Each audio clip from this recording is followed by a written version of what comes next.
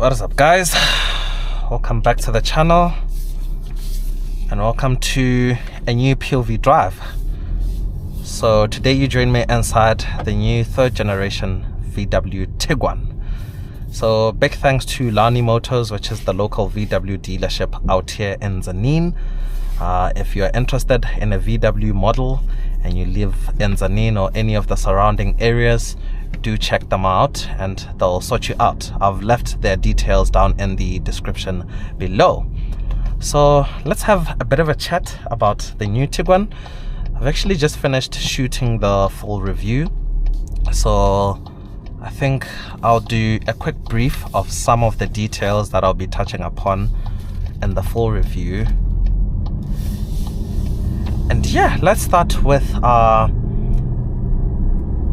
touching upon this actual model and its specs. So we're sitting in the 2-liter TDI R-Line. So it's powered by a 2-liter turbo diesel motor with 110 kilowatts and 340 newton meters of torque. It's mated to the 7-speed dual clutch DSG transmission.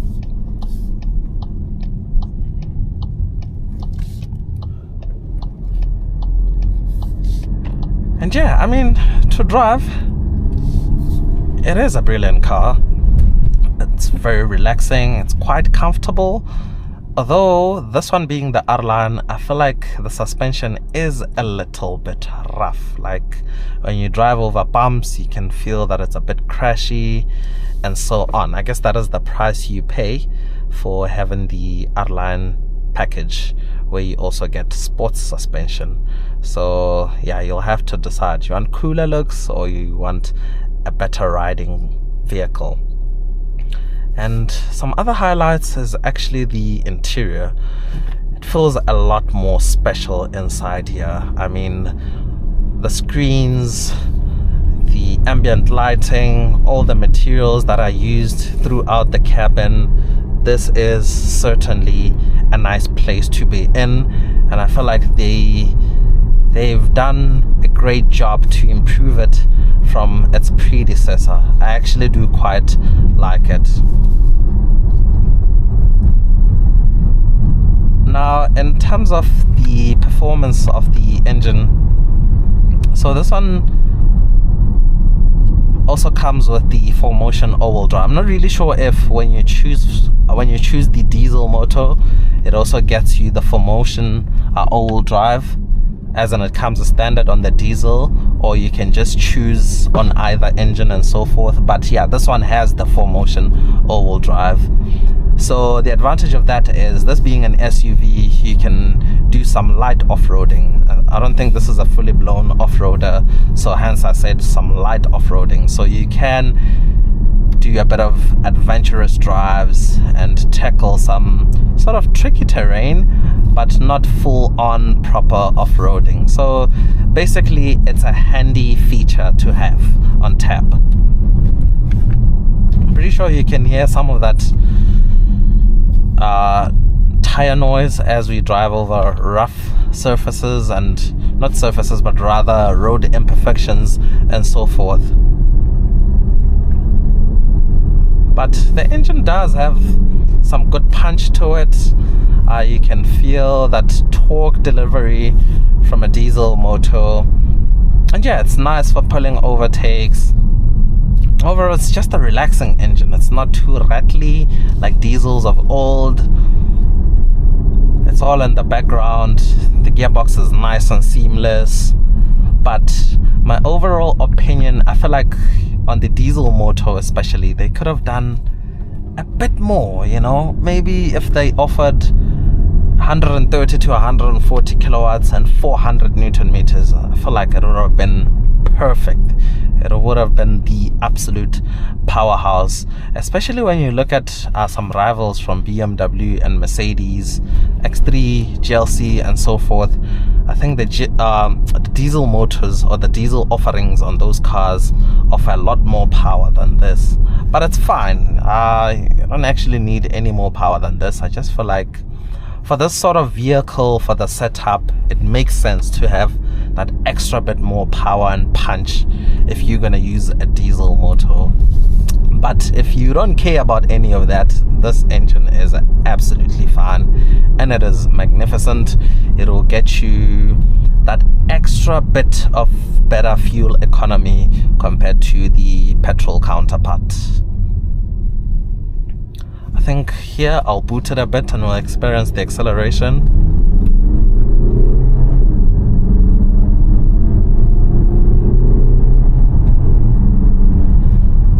It does build momentum, but yeah, you can tell that it is a bit underpowered in a way, and when you get to like the top end, the oomph sort of dies out, so you get all that torque delivery down low. But if you're gonna press hard on the accelerator and ask a lot from the car, you can tell at the top end that there isn't really much to give. Hence I said, if it just had that extra bit more power and that extra bit more torque, it would have made more sense, especially for a mid-sized SUV.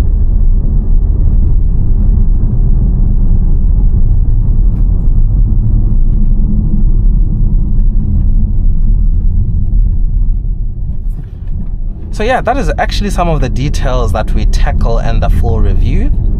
There is a lot to uncover about this vehicle because it is loaded with tech, it is loaded with features, and it is totally new inside out. So do check out the full review, which will shortly pop up on the channel after the POV. So I think for this next part of this video, I'll just chill, relax, and have you guys enjoy the experience of being behind the wheel in the new Tiguan and some of the scenery around here, since this area is quite green and beautiful.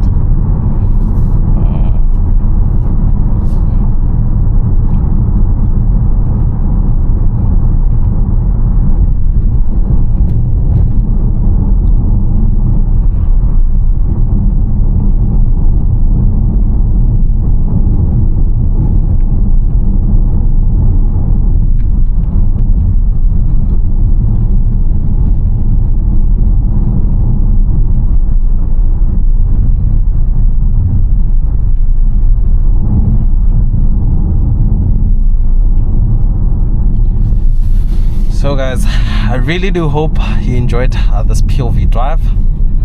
Do check out the full review, which is coming up shortly. And until next time, that is cheers from me.